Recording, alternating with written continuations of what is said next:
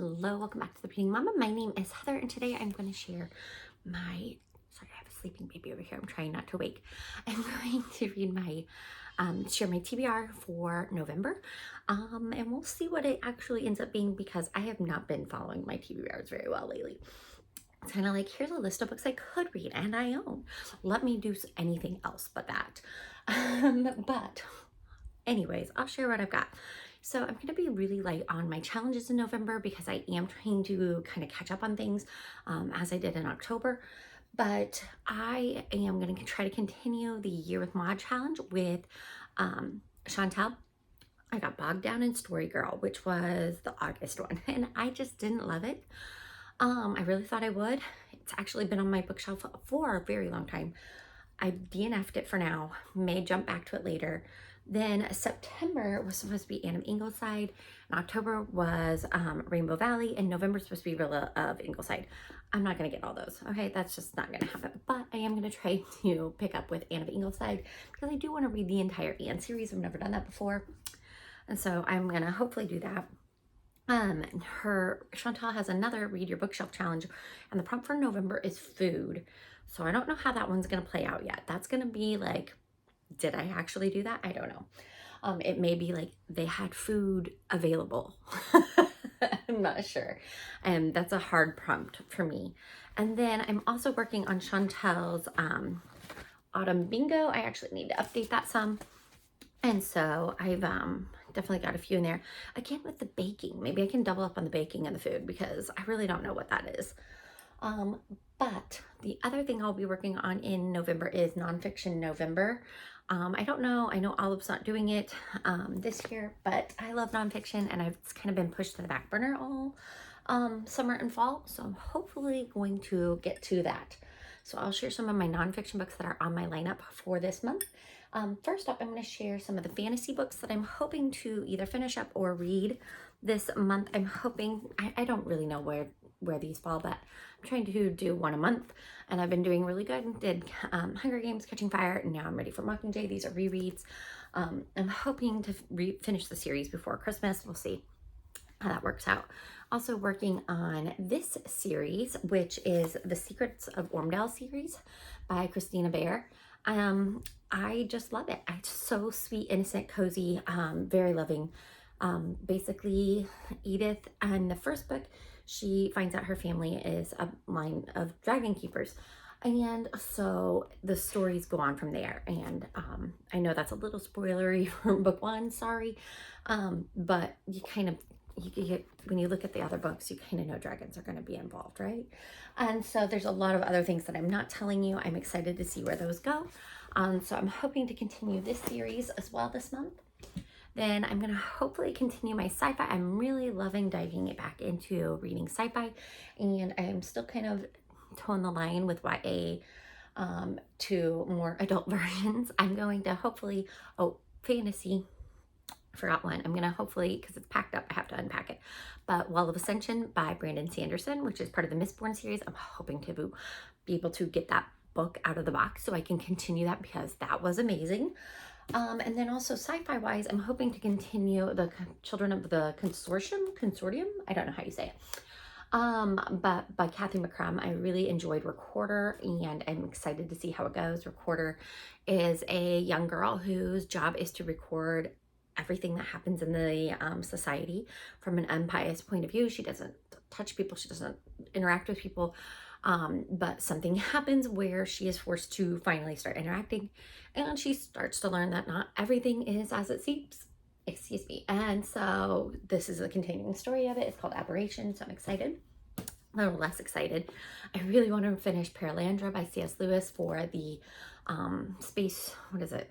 What is this called? Space trilogy? I don't know what he calls it. I didn't love the first one. I liked it better the second time I read it. I am really dragging my feet on this one. I really don't want to read it because I hear a lot of people don't like it, but I am nothing if not a finisher of series. Like, I really struggle to stop a series early on. And since it's C.S. Lewis, I'm willing to give him another shot. But in the first one, you have a man named Ransom who is mistakenly taken to another planet. I'm not going to give any of that away.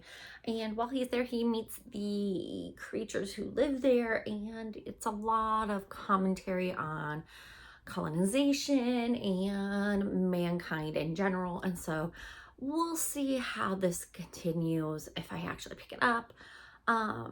I believe it follows with Ransom again. Yeah, he goes to, yeah, Ransom is called to a paradise planet, a Paralandra, which is Venus. It tells you right there. He's horrified to find his old enemy, Dr. Weston, has also arrived. And so it feels like a lot of the same. I don't know. We'll see. I really do want to do that. I'm hoping the audiobook will come in. It's like, oh, never available. Then also, I'm hoping to finally get to Project Hail Mary. Anywhere. I don't have access to the audio for this because it's not in Libby for my library, which is annoying. And so I'm going to hopefully pick this up because I'm really excited to read this. We watched The Martian the other night, and I know he wrote that, and I was like, okay, I can see how this would be a better book than a movie. Because the movie was like, I actually took like 3 or 4 nights to finish the movie. So I'm hoping this is better. I know the movie's coming out with this. So I like reading the books before the movie.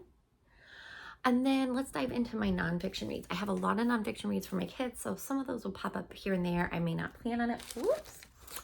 But I'm going to hopefully finish for the family's sake. I've said that for months now.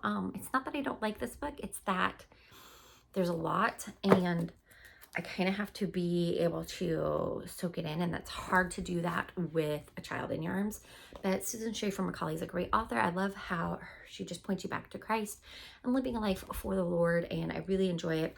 As you can see, I've like, but that's just the first 7 chapters. I mean, I really, really like it. And there's a lot to take in, but it's hard to do when you have a baby in your arm and you're trying to eat or drink or do anything else in life to like exist. Also for my birthday, I got Overwhelmed Mom by Jamie Erickson. And so I'm trying to read through this. This one goes a little bit faster pace for me, but I do really love Jamie Erickson. Again, points you to the Lord, and her real focus is that, how do I say it? Just it's kind of like Elizabeth Elliott's Do the Next Thing, but also the mindset of just, finding God in the midst of the mundane, in the midst of the mess, in the midst of all those things, and focusing on what really matters. So I'm excited to continue that. I picked this up on a whim. This is called My Survival, A Girl on Schindler's List. It's a memoir. So other than that title, that's really all I know about it. So I'm hoping to read this and hopefully maybe let my kids read it as well. We'll see how intense it is, because my kids have been very interested, read a couple of non-historical fiction about Schindler's List, so I know they're excited for that. I'm hoping to continue reading Philosophy of Education. I know this has been on my list all year. It's a slow read, keep going. Obviously I'm marking it up a lot, and my book club, the local book club, is going to be starting that soon, so I'm hoping to join them in and reread a few sections. Also, A Hobbit, A Wardrobe, and A Great War also keeps showing up on my list. I'm enjoying the book. I do. It's getting a little, I don't know. There are lots of great nuggets. I'm enjoying the parts about World War One.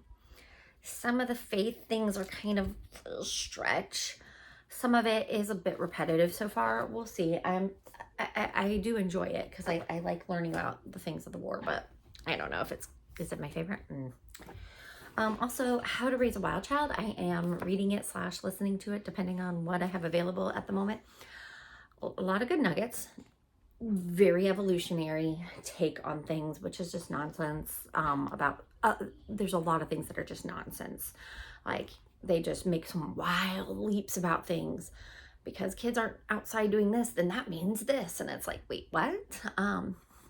So yeah, there's that going on. It's read by the author, who is the guy from Dinosaur Train, and I don't love his voice for it. But I do like hearing readings by the author, generally speaking. Though I will say, we listened to Charlotte's Web. No, we read, what was it?